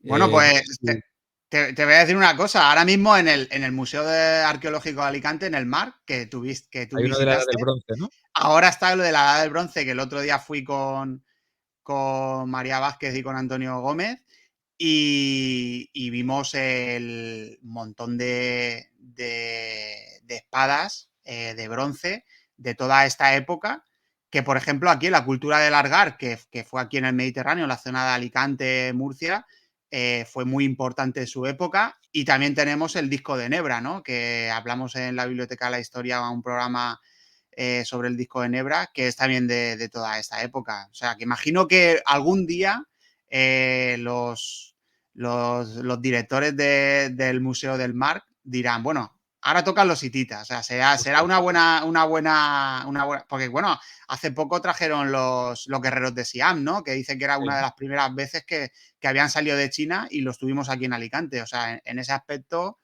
un Pues aplauso, avisa, ¿eh? ¿no? Al Mar. ¿Cómo Tú es? avisa cuando esté la de los hititas, porque tiene que ser Exactamente. Tiene que increíble con ser. todo lo que... Sí. Mm. Bueno, lo que pasa que yo creo que sacarles algo a los turcos va a ser bastante más complicado, ¿eh? No sé, no creo que sea demasiado fácil. Sí, Igual digo sacarle algo al British o al Louvre, porque son gente que es bastante hermética, ¿no? Pero bueno, sí. en cualquier caso. Mm, Siguiendo con los descubrimientos hititas, entre el 1891 y el 1892, William Flinders Petrie encontró en otra excavación tablillas en la misma lengua desconocida, que ya era la lengua hitita, a la mm. que llamaría primeramente lengua arzawa, debido a las alusiones que hacían al territorio de Arzawa. Y el Arzagua. año siguiente, el francés Ernst Chantrey descubriría en Bogazcoy fragmentos de tablilla en la misma lengua.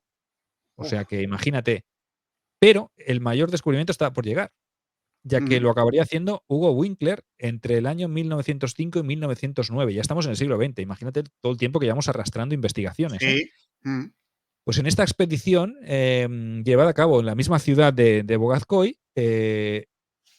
supuso un antes y un después, para comprender que estamos ante esa gran civilización oculta que otros ya le habían puesto el nombre de hitita, pero que todavía no acababa de estar firmemente dicho. O sea, parecía como que hiciera falta algo que dijera que todo lo que se había dicho antes era cierto. O sea, todavía seguía siendo algo teórico. No había una prueba rotunda, fehaciente, que dijera que eso era lo que eran los hititas, ¿no? Y eso fue el encontrar esas más de 10.000 tablillas de lo que Uf. parecía ser una especie de archivo. Entre esas había algunas que incluían esos textos bilingües que hemos dicho antes, que gracias a ese multilingüismo, esa pluriculturalidad que tenían los hititas o de la que hicieron gala los hititas durante sus largos años de control y de poderío, pues permitieron poder descifrar algunos de esos numerosos documentos, ¿vale? Un logro impresionante.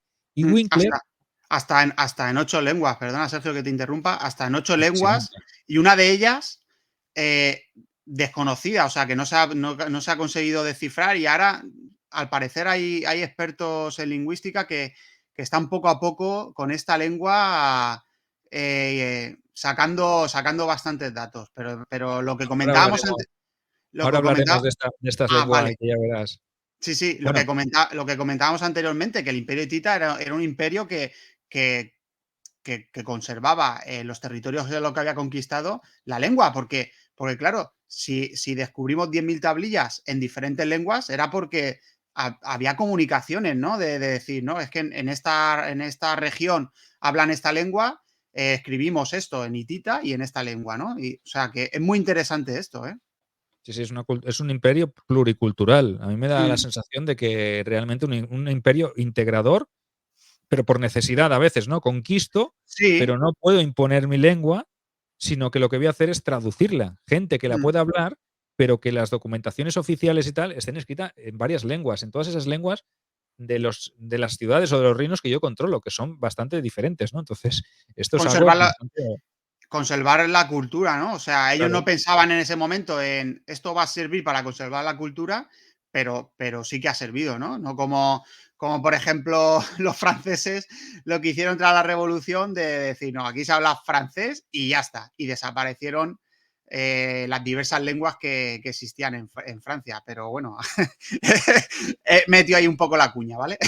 Estos franceses. Bueno, pues Winkler afirmó entonces que esas ruinas pertenecían a la capital, a Hattusa, y a partir de entonces, hombre, con un archivo tan grande, con esas 10.000 Sí. tablillas, tenía que ser una ciudad muy importante. Pues a partir de ese momento, las investigaciones que se llevaron a cabo entre los años 1911 y 1952 se centrarían en tratar de descifrar la lengua hitita. Y, hombre, las mayores aportaciones a ese respecto pues las acabaría haciendo Johannes Friedrich, quien en el 1946 publicó un manual hitita y entre 1952 y 1954 un diccionario de la lengua hitita, con todas Buah, esas qué bueno. traducciones que tú has dicho. Entonces, Mm. a partir de las lenguas lubitas y de las lenguas hurritas y de las arameas y de todo lo que había dentro del vasto imperio hitita, se consiguió incluso hacer un diccionario. O sea, este profesor lo que hizo fue hacer un trabajo brutal para poder comprender esta lengua hitita, excepto evidentemente pues esa lengua que queda aún como lengua desconocida, ¿no? Lo que, Que lo que, lo que les debemos a esta gente, ¿no? Porque este hombre, Johannes Friedrich, se dejaría los ojos ahí el hombre con las tablillas y ya te para digo, descifrar todo eso. O sea, porque la verdad había que algunas tablillas que eran so- pequeñísimas, mm, de barro y de cera, que eran súper pequeñas y que para descifrarlas era un trabajo de precisión total, ¿eh? O sea, que un trabajo quirúrgico. O bueno, sea, que para mí, esta gente son realmente los verdaderos héroes de la historia, ¿no? También, gente que durante toda una vida, ¿no? Le dio por estudiar o por intentar descifrar estas cosas y, bueno, han dejado un legado para la historia, ¿no? Nunca mejor dicho. a mediados del siglo, también del 20, el hallazgo de nuevos textos, también en formato de tablillas y también bilingües, acabaron de ayudar a descifrar la lengua de manera definitiva y a fijar incluso fechas de la historia de esta civilización. O sea, nos arrojaban mucha más información. Pero lo más interesante viene ahora, y es que quizá los trabajos fueron haciéndose, se fueron trabajando esas tablillas, pero en este final del 2023 se ha dado con una tablilla que no está en idioma hitita, ¿vale? Que no se entiende, Eso es. sino que es una especie es parecida al lubita, que es de origen indoeuropeo. Pero por si eso no fuera suficiente, en una investigación reciente que en la que participa la Universidad de Ankara, dirigida por la profesora Özlem Sir Gabaz, pretende descifrar más de 1954 tablillas hititas mediante el uso de inteligencia artificial, porque es que hay Oh, un porrón, ha aparecido más de 30.000 tablillas. Entonces, mm, si tienen que irlas traduciendo poco a poco, es un mm, trabajo impresionante. Entonces, este trabajo intenta utilizar la IA para hacer un trabajo mucho más rápido. Y en la fase ostras, inicial se ha procedido a la lectura, escaneo y digitalización de las tablillas conservadas en las colecciones de diversas instituciones turcas, como el Museo Zorum, el Museo Arqueológico de Estambul o el Museo de las Civilizaciones Anatolias de Ankara. Y este proyecto recibe el nombre de Escaneo 3D de tablillas cuneiformes en el Museo de Civilizaciones de Anatolia y lectura de tablillas de Bogatskoy, ¿vale? Con IA. Este es el nombre, o sea, imagínate el nombre que le mm, han dado. Y cuenta ostras, además con el apoyo del Ministerio de Cultura y Turismo y la Dirección General de Patrimonio Cultural y Museos de Turquía. Y los uf, investigadores están convencidos de que este revolucionario proyecto permitirá analizar de manera más fácil y rápida las tablillas, además de acelerar el proceso de descifrado. Y es que, como ha declarado la propia directora, la propia Gabaz, el proceso de descifrado del idioma hitita es lento y muy fácil de cometer errores, mientras que con la IA el descifrado es rapidísimo y el margen de error es muy, muy bajo. Es ostras, decir, claro.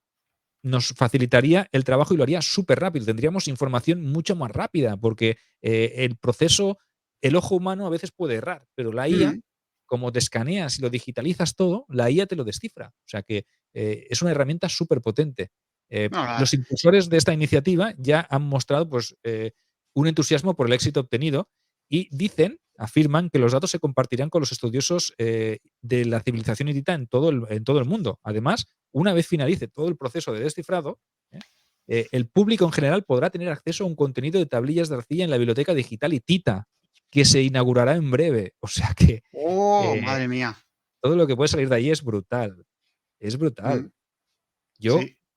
pienso que todavía queda mucho por saber de los hititas y que nos van a arrojar una cantidad de información que a lo mejor desmiente información previa, que vete a saber, o contradice cosas que dábamos por hechas. Pero la cuestión es que este proyecto de IA lo que va a hacer es que todo el descifre sea súper rápido. Y lo que a lo mejor antes el pobre Friedrich tardaba Mm, años o décadas en descifrar, la IA te lo va a hacer súper rápido y nos va sí, a dar muchísima información sobre los hititas. O sea que sí, hay un tesoro enterrado, redescubierto y sobre todo aprovechando las nuevas tecnologías. Por eso decimos a veces que las nuevas tecnologías como la inteligencia artificial pueden ayudarnos en investigaciones de este tipo. ¿Ves? Yo sí que soy partidario de utilizar la IA para ciertas cosas. Y en Sí. este caso, para esto, es mm, hay que aprovecharse también de esta evolución tecnológica, ¿no? Como los hititas evolucionaron tecnológicamente y descubrieron el hierro, ¿eh? Esto a lo Ujú. mejor ya lo veremos otro día, pero sí que es verdad que eran trabajadores del hierro, pues realmente en este momento la IA pues, nos puede ayudar a descubrir más sobre esta gran y olvidada civilización. O sea que los hititas son mucho, mucho más importantes de lo que creemos. Exactamente, sí, en este caso la IA, pues fíjate, lo que nos puede ayudar. Yo hay cosas de la IA que no veo bien, ¿no? Por ejemplo, lo que le digas a la IA, hazme una novela con estos Mm. con estos protagonistas que trate sobre esto y tal, y que te haga un libro, ¿no? Digamos que quita el factor humano, que para mí es lo más importante, ¿no? En una novela, ¿no? Y que te lo haga, ¿no? Pero en este caso, vamos, súper importante, ¿no? La IA para ayudarnos a descifrar en menos tiempo todas estas tablillas. La verdad que es una pasada. Y lo que comentaba, el patrimonio que tiene Turquía, en ese aspecto, ¿no? En patrimonio histórico y arqueológico, ¿no? Pues fíjate, la exposición esta tiene que ser una pasada, ¿no? Cuando esté y tengamos todos los datos. Uf, La biblioteca digital hitita, es que mm, suena hasta épico. Es decir, mm. joder, qué maravilla, tío, ¿no? Ojalá la podamos ver nosotros y podamos disfrutarla, ¿eh? Y podamos gozar de estos textos y quién sabe, a lo mejor luego a la hora de escribir Odisea de Bronce y Hierro la tenga que cambiar, porque me den una información que sea poco fidedigna, ¿no? Porque con lo que teníamos antes, pues ha descubierto que con estos archivos reales, con estas tablillas, esas más de 30.000 tablillas que hay, eh, pues se ha descubierto que donde dije que los hititas iban en carros y llevaban 3 tripulantes en los carros, pues ahora resulta que no, que iban 2 o que iban 4 o que los carros llevan 5 caballos. Vete a saber, es que esto es No, eso, que lo que comentas sí que yo por lo que he leído de lo que ponían en las tablillas hititas, pues se hablaba de esto, de los carros, ¿no? Que como vimos en la batalla de Cadé fue, digamos, también eh, muy importante, ¿no? Para luchar contra los egipcios. Pero luego también las tablillas hititas hablaban de legislación, hay poesía, o sea, eran muchas religiosas Sí, también, es muy importante. eran un pueblo, digamos, muy culto, ¿no? Y luego que decidieran dejar todo esto por escrito, pues a nosotros hoy en día nos han hecho un favor tremendo, ¿no? A la hora de poder conocer a este imperio, ¿no? O sea que vamos, que es una maravilla, ¿no? Esto de las tablillas, ¿no? Y que bueno, también que se hayan podido conservar, ¿no? Que esto también hay historiadores que dicen que gracias al fuego, ¿no? Y a que en un momento dado se incendie un archivo de tablillas donde estaban las tablillas y se hayan podido conservar, también, también nos ha ayudado, ¿no? Favorece, favorece. Entonces, también es verdad que gracias a esa destrucción tan rápida y tan violenta, pues ha llegado hasta nosotros toda esta información. En otras Mm, circunstancias, a lo mejor se hubiese perdido de otra manera, se hubiese roto, se hubiese destruido.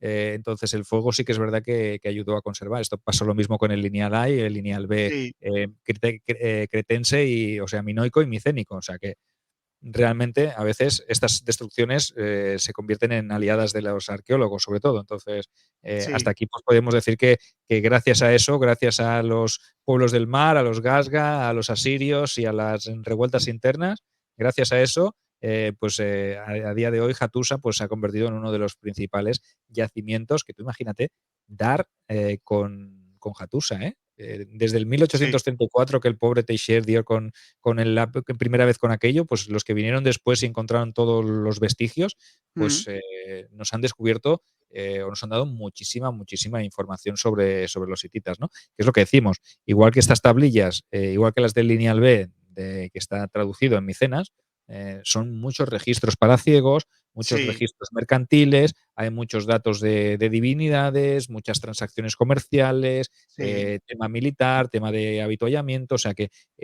son registros muy que nos ayudarán a comprender mucho cómo era la sociedad hitita, cómo se movía, cómo se estructuraba y cómo se vivía el día a día, ¿no? Entonces, pienso yo que se abre todo un horizonte de posibilidades. A partir de aquí, a lo mejor cuando escriba la segunda parte de Odisea de Bronce y Hierro, pues ya tendré más información, si la hago. Sí, O una obra solo sobre los hititas, ¿no? O sea, imagínate. exactamente. Y lo que se ha perdido, Sergio, porque se dice que muchas de estas tablillas, claro, aquí, por ejemplo, tuvimos suerte de que los arqueólogos hallaran este yacimiento arqueológico, 10.000 tablillas y quedaran, digamos, para la ciencia, ¿no? Para la historia, ¿no? Para los arqueólogos. Pero se dice que se han visto muchas tablillas o se vieron muchas tablillas en bazares y en anticuarios de gente que hacía una excavación en un terreno porque iba a cultivar o por lo que sea, encontraba tablillas y las vendía así como si fueran, ¿sabes? Eso es una lástima. Así se ha perdido también mucho patrimonio, ¿no? Pero bueno, por lo menos se ha encontrado en yacimientos importantes bastante información. O sea que ahí podemos darnos con un canto los dientes, ¿no? Pues sí, es lo que tiene la historia, es lo bonito y lo malo. Hay cosas Sí, buenas, cosas malas, pero por lo menos hemos encontrado un buen registro con más de 30.000 tablillas, que eso también entre unas y otras pues nos permitirá sacar muchísima información. O sea que yo pienso que queda mucho todavía que hablar sobre los hititas y cuando llegue el momento, cuando tengamos acceso a esa información, pues si quieres pues volvemos a hablar de ellos. exactamente. Ujú. Sí. Yo por mí, vamos, encantado. Ya sabes que es un placer tenerte aquí en la biblioteca, que nos traigas todos tus trabajos, todos tus libros, tus ensayos, tus novelas, como esta, como Odisea de Bronce y Hierro, en la que analizas de manera novelada, ¿no? Lo que pudo pasar a ciertos protagonistas que vivieron estas invasiones de los pueblos del mar, este final trágico, ¿no? De la Edad de Bronce. Y en este caso que hayamos hablado de los hititas, ¿no? De esos misteriosos hititas que ya no lo son tanto y que ya no lo serán tanto cuando este proyecto, ¿no? De la biblioteca de la lengua hitita, ¿no? De todas esas tablillas, nos arrojen muchos datos que nos hagan conocer mucho, mucho más a este imperio hitita tan desconocido y que, como hemos visto, tiene muchas cosas curiosas y muchas cosas buenas, ¿no? Como esa integración de las divinidades de otros pueblos, de las lenguas de otros pueblos, que gracias a ello se conserva mucha cultura sobre esta época tan lejana a nosotros, pero bueno, pero tan interesante, ¿no? Pues sí, volveremos a hablar y quién sabe si yo escribo algo más sobre este periodo, porque como me parece un periodo súper interesante, a ver qué acogida tiene la obra, a ver si Mm, Odisea de Bronce y Hierro tiene una buena acogida, sobre todo una buena crítica, y si gusta, si la gente le gusta y como bien has dicho, si los que la leen quieren dejar sus comentarios y sus opiniones, pues hombre, yo agradecido, o sea, que sepan que lo pueden encontrar, obviamente, pues como siempre en Amazon, que es donde yo sí, distribuyo y publico y a partir de ahí, pues me dejáis reseñas, comentarios o en el mismo programa este. Si da tiempo a leer y lo queréis dejar aquí, pues trataremos de responder como siempre, ¿no? Y sobre todo, pues darle las gracias a todos los oyentes, videoyentes, porque estamos emitiendo en vídeo y en mm, podcast de tu canal, por permitirme presentar la novela, esta novedad y ahora que se acerca el día del libro, pues también, oye, eso que es. es un buen regalo, que os lo podéis hacer. No hace falta que os lo haga vuestra pareja, vuestra madre, vuestro tío, quien queráis, ¿no? Decid, oye, mira, que ha salido Odisea de Bronce y Hierro de Sergio Alejo. Me han puesto los dientes largos aquí en la Biblioteca de la Historia, así que como no, como seguro que me vais a regalar un libro de política o de fútbol o de tal, yo me voy a autorregalar la novela de Sergio porque va a ser súper interesante. O sea que ya sabéis, os iré poniendo información en redes sobre Mm, personajes, sobre la historia y la mm, trama que hay para ver si podemos picar la curiosidad un poquito más de nuestros videoyentes y que se animen a comprarla. Pero bueno, la tenéis en versión digital y en versión papel. O sea que sí. todo fácil. El audiolibro, pues no, porque no, de momento Audible no permite según qué autores aquí españoles, hacer Mm, la versión en audiolibro, pero yo creo que pues también muy interesante. Es un proyecto que estoy estudiando a ver si hay hay suerte y hay posibilidad de hacerlo, porque el audiolibro se está convirtiendo también en una manera muy interesante iba a decir de leer, no, pero de escuchar. O sea Sí, que de aprender historia, en este caso aprender historia, ¿no? Aunque sea novelada, pero acercarnos a esos capítulos históricos. Pues sí, como siempre digo, dejaré en la descripción del audio el enlace a esta nueva novela, Odisea de Bronce y Hierro, de Sergio Alejo. Dejaré el enlace a su página web, donde tenemos muchísimos artículos para aprender muchísima historia. También a su podcast, Calamares a la Romana, que conduce junto con Ángel Portillo. Y bueno, y como siempre, darte las gracias, Sergio, que vengas aquí a la Biblioteca de la Historia a presentar tus proyectos y tus trabajos. Y también dar las gracias a todos los oyentes, porque bueno, que es un honor que nos acompañen en esta aventura que es la divulgación histórica. pues nada, un saludo y hasta la próxima. Volveremos con más trabajos, con más historia y quién sabe dónde nos iremos. Supongo que tendremos que seguir algún día con la saga de las Claro sagas que que sí. tenemos ahí pendientes, o sea que ya volveremos a retomarlas. Ahora con estos incisos del viaje a Roma que hemos hecho y el Sí, inciso de la novela, pues nos apartamos un poquito de la línea, pero seguiremos trabajando con los proyectos que teníamos pensados y las sagas que habían empezado, pues no os preocupéis que las continuaremos. No volveremos a la vida normal. Y sobre todo, pues eso, disfrutad, los que leáis Odisea de Bronce y Hierro, disfrutadla mucho y permitíos opinar y sabed que lo que pretende esta obra es intentar arrojar un poquito de luz a un periodo tan oscuro. exactamente. Pues sí, volveremos muy pronto con la saga de Alejandro Magno. Y por el momento se acerca San Jordi, se acerca el 23 de abril, el día del libro. Regalaos este libro y regalar este libro. Y os leemos vuestras opiniones tanto en la zona de comentarios de este programa como también en la zona de comentarios de las opiniones sobre el libro de Sergio Alejo en Amazon. Así que nada, os estamos atentos a lo que nos comentáis y os agradecemos que estéis al otro lado. Así que un abrazo enorme y un saludo enorme a todos los oyentes. Saludos.